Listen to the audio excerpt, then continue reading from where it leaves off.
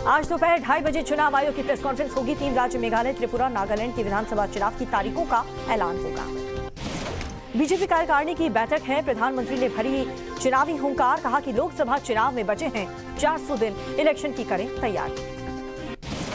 प्रधानमंत्री ने border state और सीमा के पास से गोवा में बीजेपी को मजबूत करने का मंत्र दिया है। गांव की अगर बात करें तो वहां पर मजबूत करने का मंत्र दिया, कहा कि हर दिन अलग जगह जाकर के लोगों से बात करें।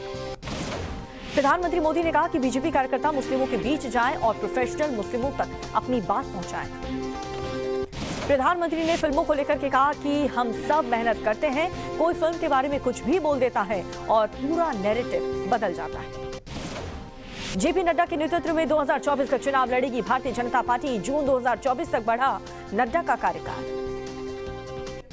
2024 चुनाव पर गृहमंत्री अमित शाह का बयान, बोले कि प्रधानमंत्री मोदी और जेपी नड्डा की लीडरशिप में 2019 से भी ज्यादा मतों से जीत हासिल करेंगे। कार्यकाल बढ़ाने के बाद जेपी नड्डा ने कार्यकर्ताओं को लिखी है चिट्ठी, कहा कि अमृतकाल में हम अपने प्रयासों से श्रेष्ठ भारत की परिकल्पना को सिद्ध करेंगे। कल बंगाल दौरे पर जाएंगे जेपी नड्डा। 20 जनवरी को यूपी के गाजीपुर और 21 को कर्नाटक के दौरे पर रहेंगे नड्डा। प्रधानमंत्री मोदी आज करेंगे सांसद खेल महाकुंभ के दूसरे फेज का शुभारंभ, जिसमें दोपहर 1 बजे वीडियो कॉन्फ्रेंसिंग के जरिए उद्घाटन करेंगे। हिमाचल प्रदेश के घाटोटा में फिर से शुरू हुई भारत जोड़ो यात्रा। राहुल गांधी ने कहा, न्यायपालिका हो या प्रेस, सभी बीजेपी और आरएसएस के दबाव में। वरुण गांधी के कांग्रेस में शामिल होने पर बोले राहुल गांधी, कहा कि मेरी विचारधारा की लड़ाई है, मैं आरएसएस के दफ्तर में नहीं जा सकता, चाहे मेरा गला काट दीजिए। आज से मालदीव्स और श्रीलंका के 3 दिवसीय यात्रा पर विदेश मंत्री एस जयशंकर कई कार्यक्रमों में लेंगे हिस्सा। आरएसएस प्रमुख मोहन भागवत का कोलकाता पहुंचे, जहां पर 23 जनवरी तक शहर में बंद कमरे में कई बैठक करेंगे। टीआरएस का नाम बीआरएस होने के बाद हैदराबाद में केसीआर की बड़ी रैली, केजरीवाल, भगवंत मान, अखिलेश यादव और वामपंथी नेताओं के शामिल होने की भी खबर। आरजेडी नेता सुधाकर सिंह को कारण बताओ नोटिस भेजा गया है, जिसमें आपत्तिजनक बयानबाजी के चलते ये नोटिस भेजा गया। बिहार के सहकारिता मंत्री सुरेंद्र यादव की विवादित बोल, कहा जब देश में चुनाव आता है तब सेना पर हमला करवाती है भारतीय जनता पार्टी। सेना पर सुरेंद्र यादव के बयान पर बीजेपी का पलटवार। शहजाद पूनावाला ने कहा कि आरजेडी को सेना के शौर्य पर शक है। आरजेडी नेता के तेजस्वी बिहार वाले ट्वीट पर जेडीयू नेता ने किया पलटवार। नीरज कुमार ने लिखा, बढ़ता बिहार नीतीश कुमार। आज अजीत पवार के आवास पर महाविकास अघाड़ी की बैठक होगी, जहां पर गणना निगम चुनाव को लेकर के अहम चर्चा होगी। नेपाल प्लेन क्रैश में मारे गए लोगों के परिवार के लिए सहायता राशि की घोषणा। सीएम योगी ने 5 लाख रुपए की आर्थिक सहायता का ऐलान किया। तपोवन में एनटीपीसी परियोजना के चीफ जीएम का बयान, कहा कि जोशीमठ से नहीं गुजर रही है परियोजना, जोशीमठ पर इसका कोई भी असर नहीं होगा। ममता बनर्जी का केंद्र पर वार, कहा रानीगंज में भी जोशीमठ जैसे हो जाएंगे हालात, केंद्र से फंड के लिए लड़ रहे हैं। प्रयागराज में माघ मेले के इस्लामिक किताब में बेचने के आरोप में 3 गिरफ्तार हो गए हैं, जहां पर दुबई भेजी जा रही थी किताब खरीदने वालों की जानकारी।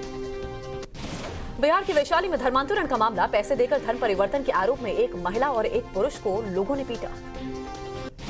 हरे रंग को लेकर के असदुद्दीन ओवैसी का बीजेपी और आरएसएस पर वार, कहा कि बीजेपी आरएसएस हरे रंग से नफरत करते हैं। हरे रंग के मुद्दे पर बोले राहुल गांधी, कहा जो रंग चाहें आप अपना सकते हैं, मैंने हिंदू धर्म को पढ़ा है।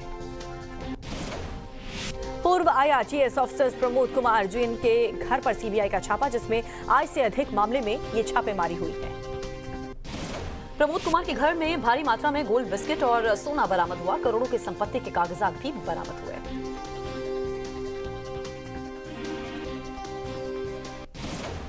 मुंबई पुलिस ने फिल्म स्टाइल में हिस्ट्री शीटर आरोपी को गिरफ्तार कर लिया है। आरोपी पर चोरी, लूट, डकैती और मारपीट जैसे कई गंभीर अपराध दर्ज हैं।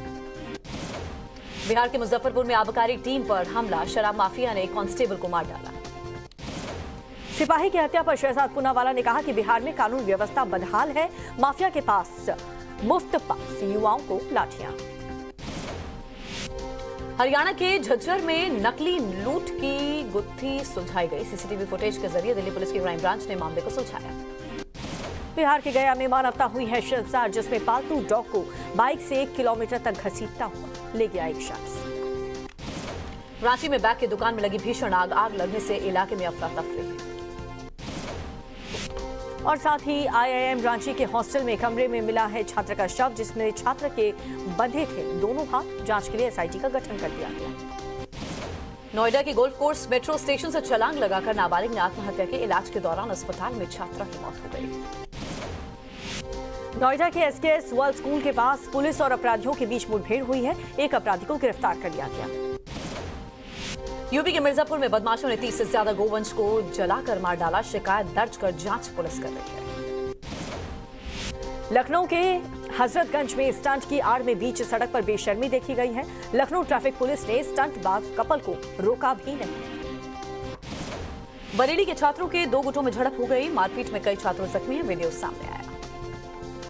गाजियाबाद में दिल्ली मेरठ एक्सप्रेसवे पर बड़ी घटना हुई है। हिट एंड रन में तेंदुए की मौत हो गई। मुरादाबाद में चलती ट्रेन से शख्स से मारपीट के मामले में नया मोड़ आया। पुलिस ने छेड़छाड़ के आरोप में किया गिरफ्तार। मुरादाबाद में ट्रेन में छेड़छाड़ मामले पर बोले हैं ST हसन, मुसलमान को दाढ़ी खींचकर मारा गया है। सब लोग जानते हैं इस समय चल क्या रहा है। गुरदासपुर में BSF जवानों ने पाकिस्तानी ड्रोन पर फायरिंग की। तलाशी के दौरान 4 पिस्टल सहित 8 मैगजीन 47 कारतूस बरामद हुए। कश्मीर के बड़गांव में मारे गए 2 लश्कर आतंकी। सेना ने पूरे इलाके की घेराबंदी करके अभियान चलाया। बड़गांव में एनकाउंटर के बाद बड़ी तादाद में हथियार बरामद हुए। मौके से AK-47 और पिस्टल बरामद। राजस्थान के राजसमंद में नाबालिग लड़की के साथ गैंग रेप। पुलिस ने 7 आरोपियों को अरेस्ट कर लिया। मध्य प्रदेश के डिंडोरी में पुल से नीचे गिरी बाइक, हादसे में 3 की मौत। हरिद्वार के रानीपुर इलाके में मिला है अज्ञात महिला का शव। पुलिस ने शव को कब्जे में लेकर के जांच शुरू कर दी।